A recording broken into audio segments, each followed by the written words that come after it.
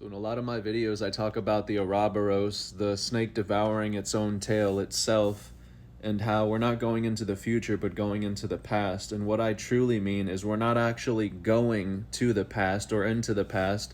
The past is becoming the present, and likewise the future, through the singular moment, which is why time is an illusion, because now is the only time there is. They're all connected through a singular presence, which makes us all one. What the singularity is all timelines, all dimensions, all people, places, and things which appear separate on the surface, merging into the single unity of one, which is why it's called the singularity. One witness, the eternal flame, the all-seeing eye, a singular consciousness governing numerous vessels. When people say that now is the only time there is, time is an illusion, what you are directly acknowledging is yourself as the eternal witness, which is forever watching it all. We're not who we think we are at where or when we think we are, because we're something so much more than the individual we're assuming ourselves to be. The saying, all is one, means that everything is revealed by merging everything back into itself, which always is, because you ultimately are the it, and you have no specific name, time, or place, for all is one. Nothing new is beginning, because beginning and end are the illusion. It has been you, the whole existence behind space and time. So we appear separate from our ancient civilizations until we devour our own tail, meaning duplicate the very same technology, which is why nothing new is beginning. What we thought was alien technology was only ourselves being veiled the whole time. We have forgotten who we truly are here, which is why many of us are under the assumption that these secret societies or the advanced civilizations were holding out on some big secret from the masses, but the big secret is who you truly are. The Hindu proverb goes, if God wished to hide, he would choose man to hide in, for it would be the very last place man would look. This is why essentially our ego is playing this game with itself by blaming the governments, the secret societies, ancient civilizations for holding out on this big secret, but the one that's truly hiding it is you from yourself. This is why the final conspiracy is not with you and the world, but with you and yourself. Also why this is written on the back of the $1 bill.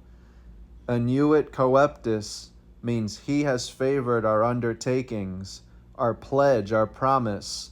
Novus Ordo Seclorum means new world order. We are all God, we are all divine, we are all this powerful being. However, we become so greatly veiled from ourselves that we're only allowed to exist within boundary and limitation. So our pledge, this promise, is to the ego. It's not the government doing this to us, it's ourselves. And the final conspiracy is with us and ourselves to the New World Order, the falling of man from heaven into the spoken word, separation. The singular I is the most powerful symbol there is, for it's revealing to you the highest truth of all. The idiom goes, a picture is worth 1,000 words, which likewise goes back to, this is why I speak to them in parables. Though seeing, they do not see. Though hearing, they do not hear or understand. These symbols are essentially a tool to remind you of who you truly are here, but it's basic reverse psychology for the ego. If you call this evil, it will be the very last place you look or research into. Because if you keep looking further, the clock will strike midnight on your ego and you will reach the point of no return, which will be the end of you. And what I mean by the end of you is the end of the dream, the end of separation, the full belief that you are a human, an individual separate to other individuals. A spiritual awakening is not actually you awakening, because no one is awakening from the dream. You are in fact in tuned with the reality for what it is, and reveal to yourself that the individual was the illusion the whole time. We don't exist through such boundaries of beginning and end. However, this is all we've ever been able to know of ourselves is this limitation. Everything that begins must end, and likewise, everything that ends must begin, which is why we're constantly searching for the starting point to the human race, the human origin, and we have still to this date never have found it because it doesn't exist. We're looking for something that isn't there through a false sense of self which has never been. This is why spiritual practices are essentially to serve the ego and nothing more.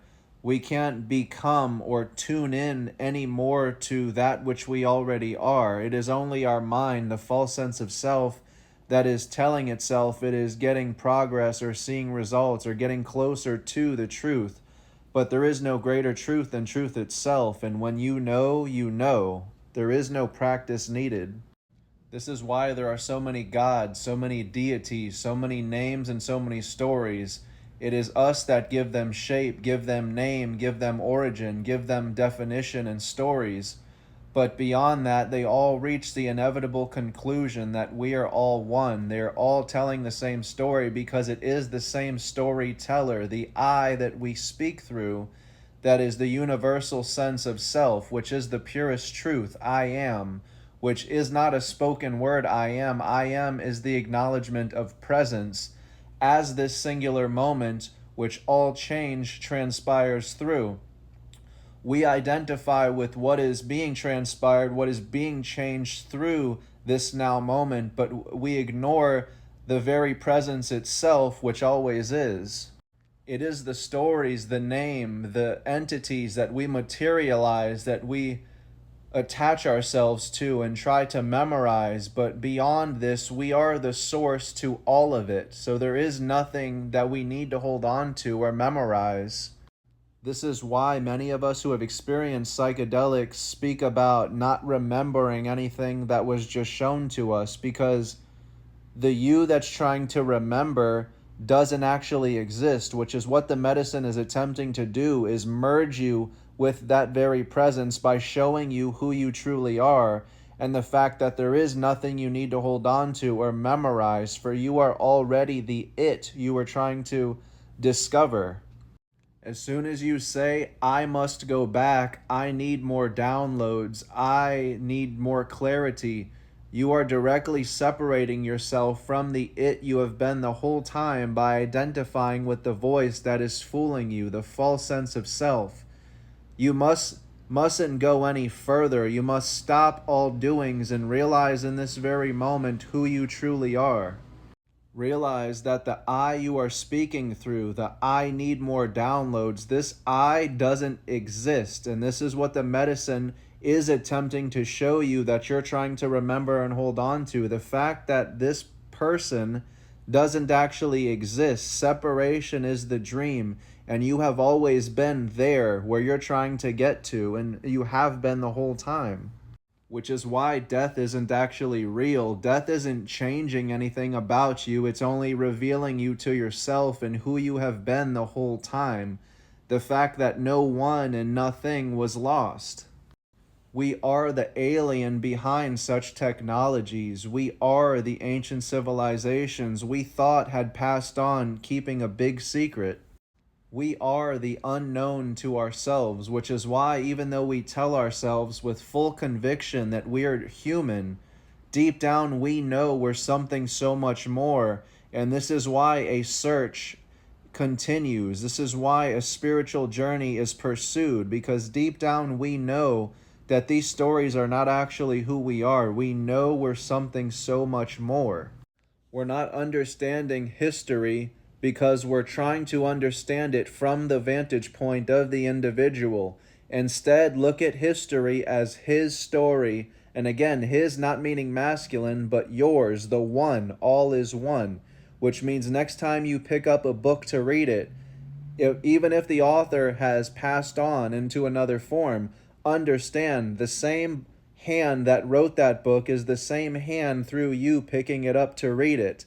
The seer and what's seen are one and the same. The speaker and the listener are one and the same. You and me are one and the same. So understand that the one asking how they built the pyramids is the very same one within you that already built them. And the singularity is revealed when we're duplicating this technology to become the Ouroboros devouring our own tail, realizing it was you the whole time.